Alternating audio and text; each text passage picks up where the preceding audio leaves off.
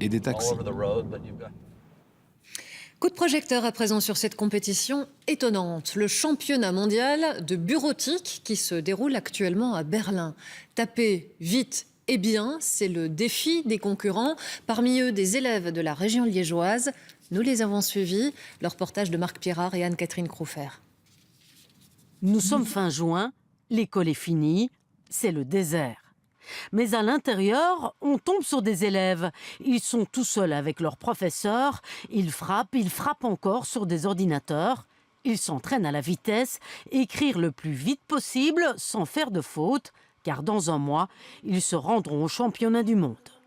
Il y a des Japonais, des Chinois, des Tchèques ils ont des camps d'entraînement. Nous, on se prépare en classe, on n'a pas de camp d'entraînement. Ça va être un gros défi. On a peur vraiment de ne pas être à la hauteur, mais bon... Voilà, il y a du travail et on va y arriver. Cap sur Berlin. Dans quelques heures, nos étudiants de Serein vont défier les plus gros concurrents du monde entier dans la capitale allemande. Ils sont 8, coachés par 2 professeurs de bureautique. Certains n'avaient jamais pris l'avion, ni même été à l'étranger. Tous les concurrents ont le droit de découvrir la salle. Ambiance, stress, les Liégeois cherchent leur nom sur les tables. Chaque participant vient avec son ordinateur, son clavier, sa souris. Ils sont arrivés très vite, on s'est installé pour les entraînements et c'était très stressant parce qu'ils n'avaient pas encore vu la salle.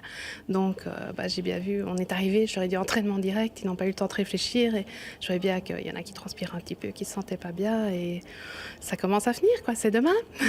Les mains sont moites, mais il faut commencer, se concentrer, continuer à s'entraîner comme si c'était le jour du championnat. Très stressant, oui, parce que tout à l'heure, je m'entraînais pour de la vitesse et je faisais des fautes, mais c'était impressionnant, alors que d'habitude, je n'en fais pas énormément et là, c'est vraiment stressant. On voit bien qu'il y a une tension qui s'installe dans la pièce une fois qu'on démarre ça. Alors qu'est-ce que vous espérez, un podium quand même ou pas du tout? Ça va être dur, très dur le podium. 2 mois d'entraînement seulement pour ces jeunes de 17 à 20 ans. Ils savent que le podium sera compliqué à décrocher, mais leurs progrès sont évidents. Il y a une très belle progression. Par exemple, je faisais en 10 minutes 1200 frappes. Aujourd'hui, j'en fais 2400, 2600.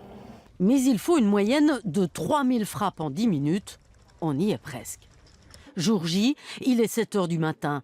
Les visages sont fermés. Le concours débute dans une demi-heure. Vont-ils arriver à se classer? Quelques consignes de dernière seconde. Et n'oubliez pas d'effacer les doubles d'espace avec la fonction qu'on a apprise. Ils ont oublié les bases?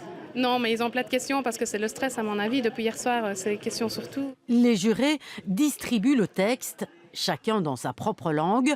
Les concurrents vont le découvrir dans quelques instants. Attention.